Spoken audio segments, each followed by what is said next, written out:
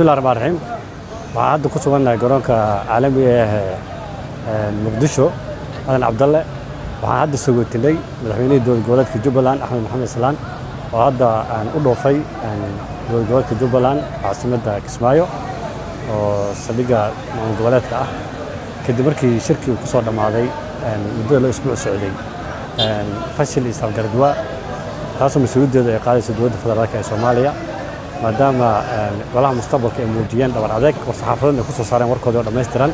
laba isbuucna u dhawaad adeegayeen in wada hadalkaasi iyadoo ummadda Soomaaliyeed duruufaha ay ku jirto muddaxileedka dowladaha gaabsi uu yahay baarlamaanka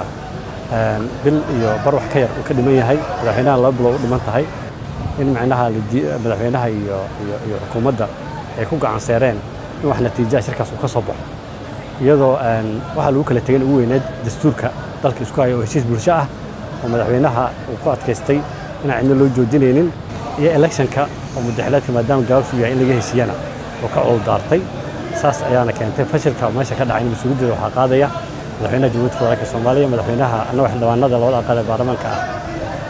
Jubbaland hadda soo wadaday madaxweynaha dowlad goboleedka Jubbaland insha Allah aan rajaynayno si nabadgelyo inuu ku gaaro caasimadda shaqooyin badan baa u yaalay ama city